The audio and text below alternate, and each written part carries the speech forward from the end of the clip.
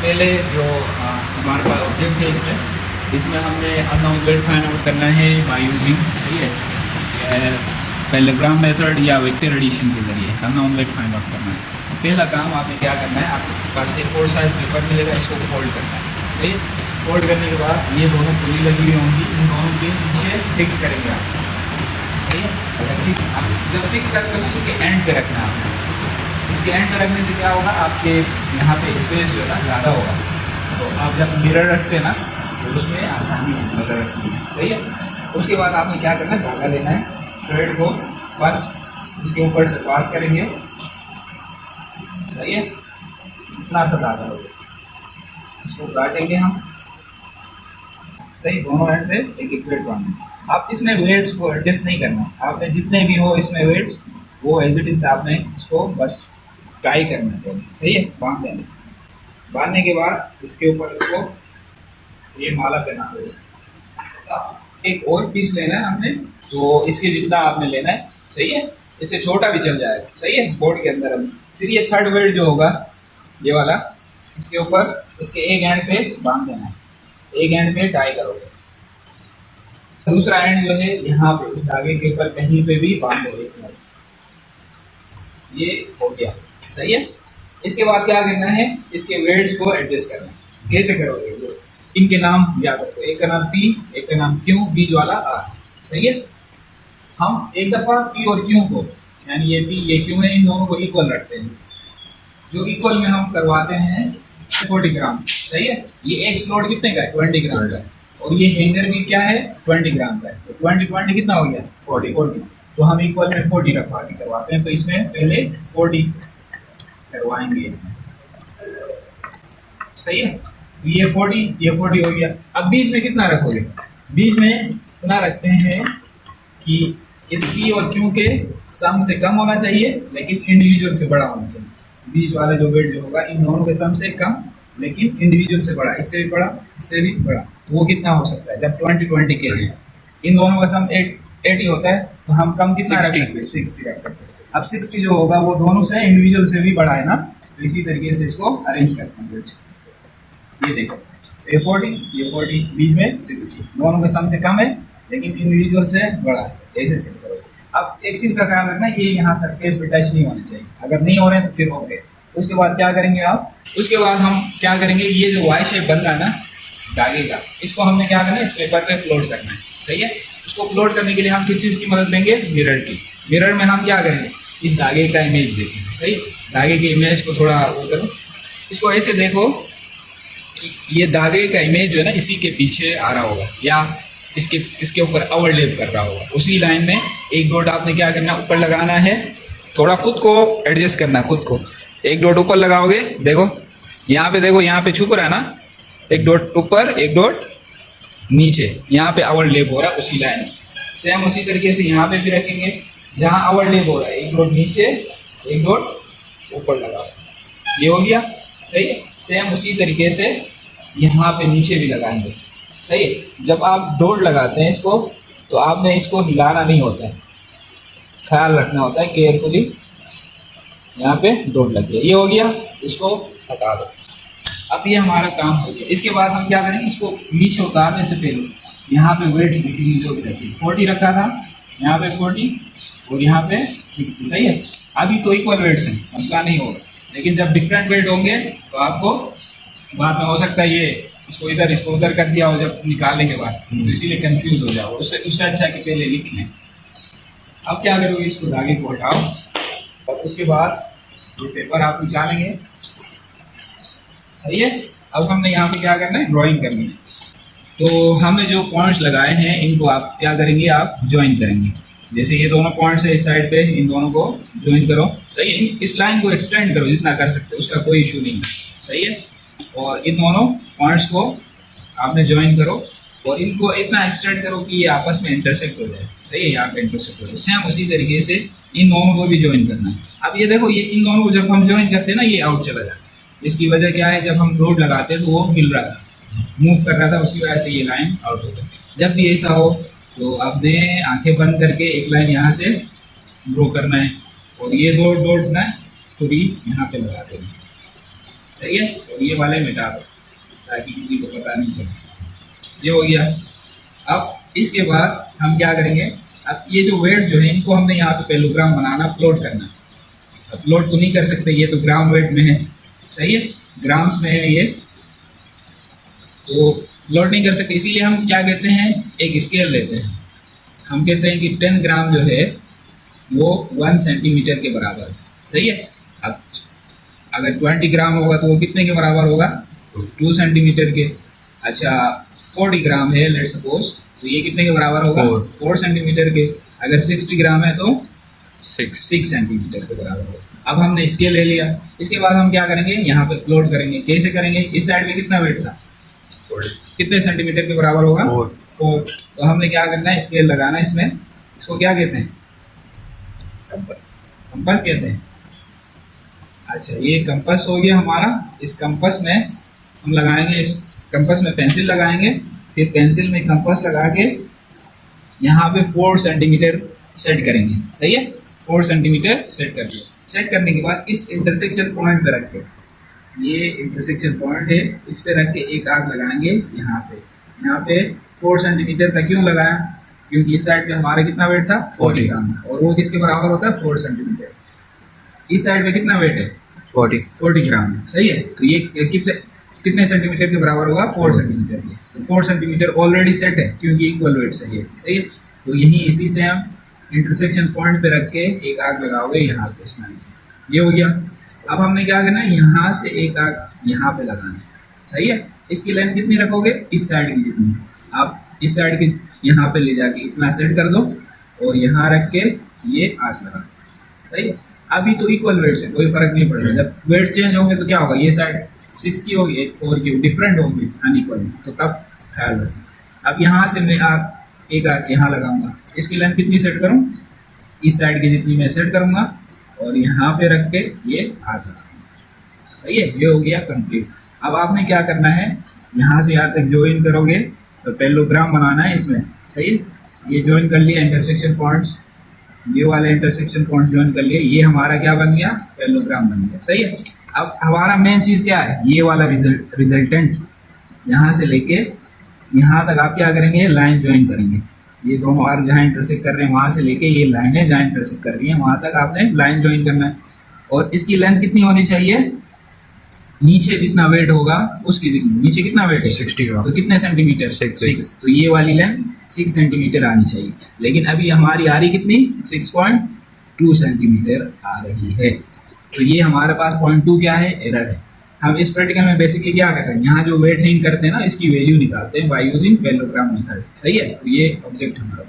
अब इसको कंप्लीट करने के लिए वेक्टर्स को कैसे शो करते हैं, एरो लगा के, यहाँ पे एरो, यहाँ पे एरो, यहाँ पे एरो, और इन दोनों का रिजल्टेंट यहाँ पे एरो, सही है। इसका नाम P दे दो, इसका नाम Q दे दो, सही है। ये R हो गया और ये क्या होगा, R प्राइम हो गया, सही है। तो ये हो गया। अब देखो इन दोनों का रिजल्टेंट है, ये P है तो ये भी P होगा, सही है। ये Q है तो ये भी Q है, सही है। अब ये क्या है, P और Q का रिजल्टेंट है, ये यहाँ पे resultant head to tail rule के हिसाब से ज्वाइन करते हैं ना, तो इसी तरह ये आ गया हमारे पास 6.2। इसको कहते हैं ये 6.2 ग्राफिकल वैल्यू है, सही है। अब हम एक होती है कैलकुलेटिव या एनालिटिकल वैल्यू, वो कैसे निकालते हैं, फॉर्मूले से।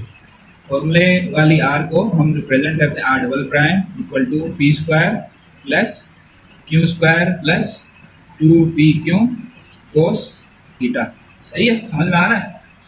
अब इसमें देखो P की वैल्यू, Q की वैल्यू हमारे पास है 40 भी पुट कर सकते हैं या 4 सेंटीमीटर भी पुट कर सकते हैं। अगर सेंटीमीटर में पुट करेंगे तो हमारे रिजल्टेंट किस में आएगा, सेंटीमीटर में आएगा। अगर ग्राम में पुट करेंगे तो वो ग्राम में आएगा। वो डिपेंड करता है आपके पेपर में क्या दिया हुआ, ठीक। आपका जो यहाँ पे जैसे इसमें है, देखो इसमें R डबल प्राइम किस में है, ग्राम वेट में है, तो आपने क्या करना है, इसमें 40 पुट करना है इसके लिए, सही है, क्योंकि ग्राम वेट में। अगर यहाँ सेंटीमीटर दिया हुआ होता तो आप 4 पुट करते, सही है। स्केल के हिसाब, यूनिट के हिसाब से आपने करना है।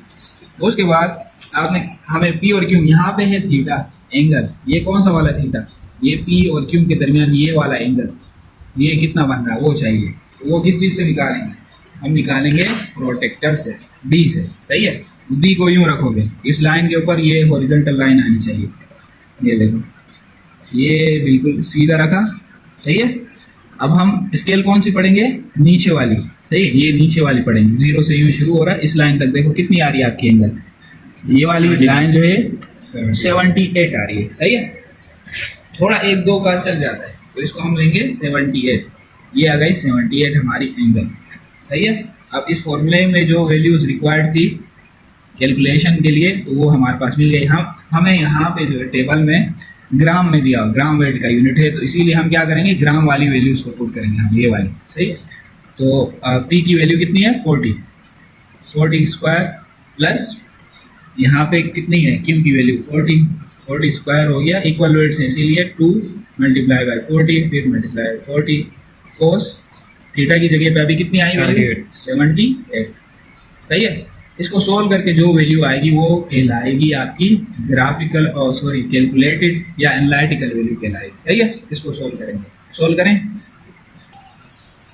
अच्छा, इसके बाद आपने क्या करना है, इसके स्क्वायर, जैसे 40 का स्क्वायर आपको पता होगा, 40 का स्क्वायर कितना होता है 1600, तो यहाँ पे लिखो 1600 प्लस 1600, सही है, फिर प्लस ये भी क्या होगा 1600 3200, सही है।